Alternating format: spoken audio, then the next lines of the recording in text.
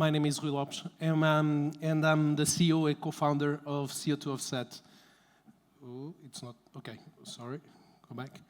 So when Planetier spoke with me the first time, they asked me to speak a little bit about the entrepreneurship path that I had to reach this point.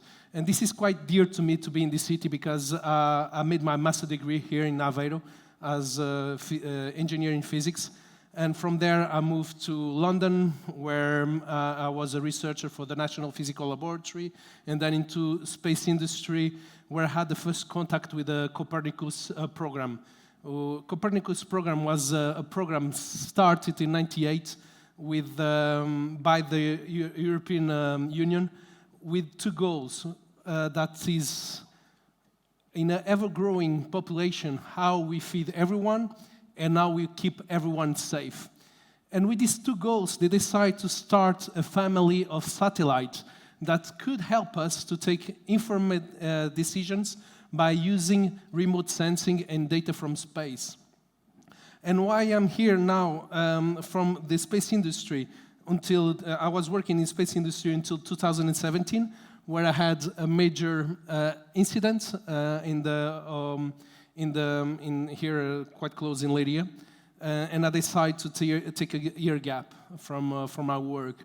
After that, unfortunately for most of the people in Portugal and Portuguese people, we also remembered the wildfires that we had, and where more than 100 people died in wildfires. So definitely, after 20 years of data from space, we see that many unfortunate events keep the goals from the creating that family of satellites behind. So I decided to try to be a small piece of the puzzle to try to help to take those decisions, more informed decisions. And with that, in 2018, I created my first algorithm based from satellite data and forest inventory. This took me to work with most of the largest players in the forest industry in Portugal. In 2019, I was part of the Copernicus Acceleration Program from ESA. 2020, it didn't exist for anyone. So I restarted to work in 2021 with another goal, because working with the largest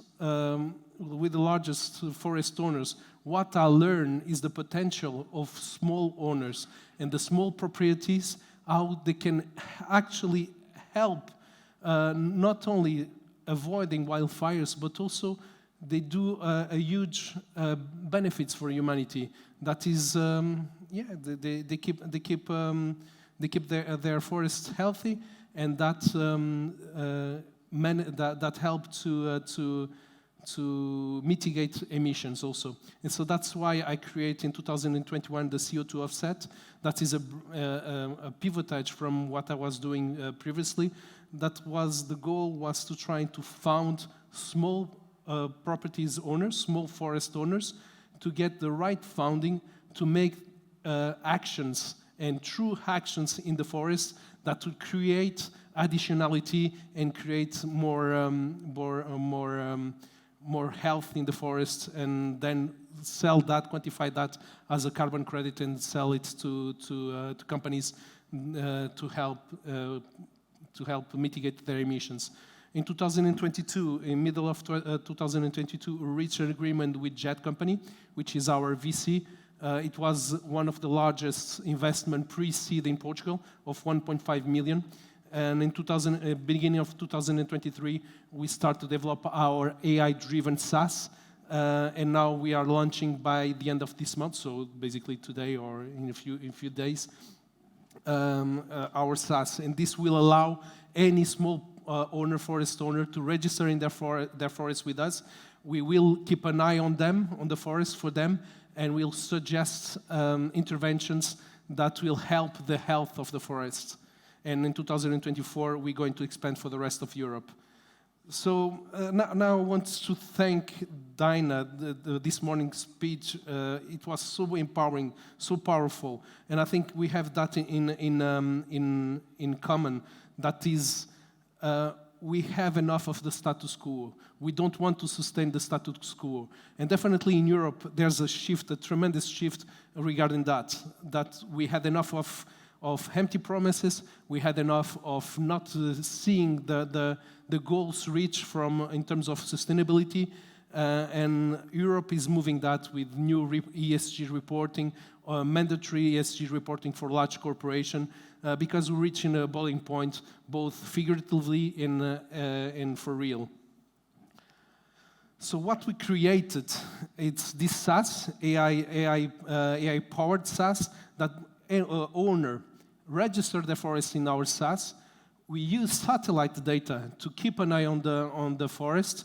We see what's the health of the forest, and when we notice that the health is decreased and there's a high possibility of the forest to disappear in the future, we send a notification to the forest owner telling, okay, you need to do a certain type of action. And we identify that action when it's made. We transform that action in ton-year equivalent, and finally, those ton-year are verified, and they are sold as carbon credits for companies to help them to reach their zero carbon neutrality. The good thing about this, most of the investment from the industry, they're going back to the forest owner, and that allowed to perpetuate this cycle of actions, action identification, and mitigation of the emissions. So we have these three labels. We are a robust methodology based on science. We have a tremendous scientific team working on this. But the most important is that we are based on real action. We only quantify real action, and only real actions are transformed in carbon credits. So thanks to that, we can effectively say that we are eliminating greenwash. All this is added into a public auditable record that anyone in the world can see, not only what was the methodology, what was the quantification, when was the monitoring, the remote sense done, but also who bought it, but also how the money was spent. And this is really important. It's fully transparent, and anyone in the world can see it. Now I invite you to visit our technology, our unique technology. What we do is that we go in situ, we go into the forest. We use LiDAR technology to make a 3D map of the forest. But the issue with the LiDAR technology, they don't distinguish between objects. Okay, so we needed to go a little bit further. What we did is that we separately identify branches, leaves, any type of individual trees, and we reconstruct individually every single tree of the area of interest. This allows us to create a baseline for forest. Okay, this is the forest. This is how much above ground biomass exists in that forest, and we can measure every single point of the forest. But more than that is that we can simulate also what are the actions, the better actions in the forest that will improve the quality of health of the forest. So, for example, if we needed to cut a certain amount of trees, we can see how the forest will grow and how the forest will develop. And that's why we can suggest the most effective action to the small owner and any owner. Okay, so now we're going a little bit more in detail, and we can see how detailed the forest are. Okay, took a little bit longer than I was expecting. So here we can see a much more detailed version of our digital twin, forest digital twin. This is a real example. This is a unique model of us, and we can reconstruct branches, leaves, any part of the tree, individualize and see how it's going to behave due a certain action. And that's how we can quantify with high precision and accuracy our carbon additionality. So at this moment, we're working with pine trees, but also with very specific actions in the forest. So postpone harvest. We identify forests that are adult enough to have a harvest, but we postpone for 1 year. Underwood cleaning. Basically, the contribution here is that we mitigate the wildfire risk. And forest thinning.